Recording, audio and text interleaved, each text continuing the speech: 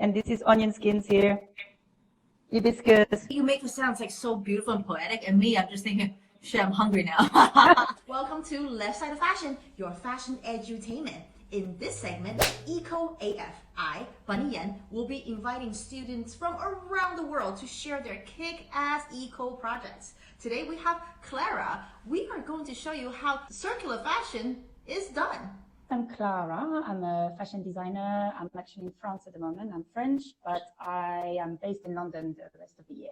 In the first place, I really got interested into plants. So I started to take my bicycle and cycling around my house to pick up like local plants and then see what I could like do as like responsible foraging to use in my natural dyeing pot. So that's really when I started to look at locality and then how precious our resources are within your environment. And then I just read books and articles and ended up discovering about fiber shed. So it's called Fiber Shed Movement. It's a movement that started in California, a woman called Rebecca Desnos. And the idea was to, from start to finish, to have a garment that would be made entirely within 150 kilometers around in your surroundings. So that's something that really, really inspired me. Obviously, it's not easy. It's a real challenge, and I'm still learning, and I'm still getting my way there. Circular fashion, that term, it sounds big. It sounds so grand. But the concept is pretty simple, actually. One is keeping your wastage to minimum and find out a way how to let it regenerate and go back into nature and elements and start all over the cycle again. Second part of that is to keep whatever product that's made from it in circular longer. What the movement is about. Trying to create a new textile economy, you know, that would gather like farmers, gardeners, dyers, spinners, weavers, knitters, designers, eventually sellers as well for textile and fashion products. The end of this garment, and that could eventually biodegrade 100% and back into the soil and create this whole circular loop. This is on a micro scale. This is to make sure you have that ecosystem around you that essentially you understand where your garment coming from in the first place. What's great about it is that you can basically do it everywhere in the world. Everywhere we are is a possibility to really start this movement within your own environment. So start in California. I'm in London, and there's actually a Fiber Shed UK base as well. You have some in Australia, so it's really quite fascinating. Have you watched that series on Netflix called Down to Earth with Zac Efron? No, I didn't actually. There's one episode, there was a community together, create that environment with everything you grow, all the greenery, are food. I think same thing goes into when you make clothes. Why can it not be hemp fiber that's growing on your lawn that you can just harvest and give to somebody who weave and knits? And since especially the city area is so dense, you can probably find your neighbors who is a designer and who is a sewer, who does work in the factory. It becomes just like know your neighbors. Exactly. It's all about trying to connect. Nowadays, you might have to take your car and go in the countryside and go to these areas where back in the days, this sort of tradition were really alive. You know, in the UK, there was cotton mills. When you were going in North England, that's where they were actually spinning and weaving and knitting. But it's really a way to connect to nature as well, which I'm really like, my soul belongs to nature, even though I'm part of the city and living in an urban area. But that's really what got me to, is that a garment comes from the soil. Garment fiber for dyeing, but you could eventually use it for food as well, for natural medicine.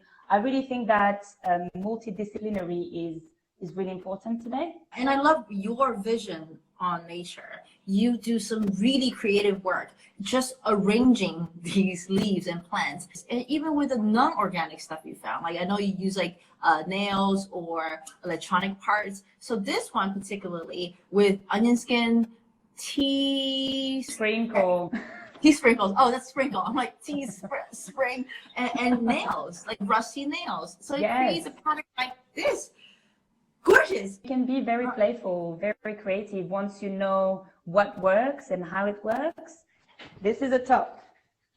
That's really cute. dyed with Bodlia, and this is onion skins here. Hibiscus, many different plants I've used. So. You know, you need to make me one, right? Like, just throw it out there. Like, where's mine? Clara, where is mine?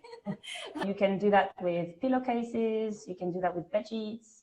You can do that on your old shirt, your old T-shirt that you want to give a little freshen up. So it's also a way of upcycling your garments. I mean, it's not that whole stressful saying like, oh, you need to make your entire world circular or you're a bad person. It's like, hey, look around. There are things you can play with and get dirty, exactly. Going there, seeing nature for what they are. Like some of the pictures you took are just gorgeous. Like even trees without leaves, it can be the form itself. It's just so inspiring. I think in my design, I really want to have a sort of storytelling. So my inspirations usually comes from the natural cycles. So the idea was to reveal kind of the unseen, regrows from death, and it's the rebirth. And I think in my designs itself with the colors, and then I've done a lot of screen printing as well, using natural paste made out of intoka, which is a bean paste. And I've been mixing natural pigment or natural ink into the paste and using screen print as a old traditional way of printing instead of digital printing, for example. And yeah, really like try to play around with this sort of organic shapes. The way you make it sounds like so beautiful and poetic, and me, I'm just thinking, shit, I'm hungry now. Me too. Eat bean paste, sounds delicious. I approve. I do have these pictures here. I know you started this project at first is just to let the natural heat of the sun to bring the dye of hibiscus into this silk linen cloth, and then you use a printing block. And I love what you say about like the whole natural cycle, because you're right. The way it's turning from one color to the next color and to the final stage when it's all dyed, it looks so pretty. Even the water pH might change your color. You don't know. Like you have also the chemistry that comes into the game.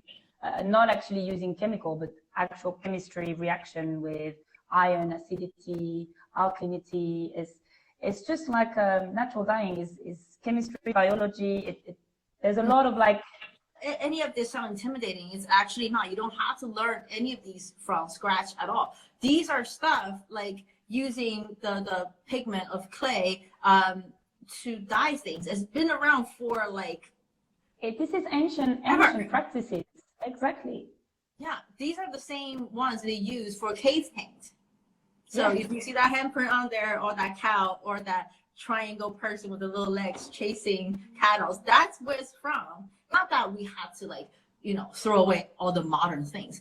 The difference with today is that you can share it more easily, and then you can connect and educate and bring awareness to people that might not know about these techniques. And I think that's what really fascinating. And I've always had this feeling of wanting to share these things, not just to show a final product, but really show how things works, how can you do it. I love the slow fashion and the slow process of it, and it creates an emotional response. Thank you so much for sharing all these knowledge with us. At Left Side of Fashion, we always encourage these exchange of knowledge. Which episode resonates with you? Well, natural versus synthetic dyes. I said that it's always good to compare more natural way and synthetic way, and to see the balance and see the good and the bad in both ways. So found it really interesting. Anybody you want to shout out to? Piero D'Angelo is doing amazing biodesign and grow your own couture out of slime mold. It's like a particle you found like in the forest. Really fascinating, crazy scientific fashion. So you should check it out. Ooh, more scientific fashion. What we learned today is you don't always have to invent new stuff. You can find it in the stuff around you to get inspiration. And we can all be eco as fuck.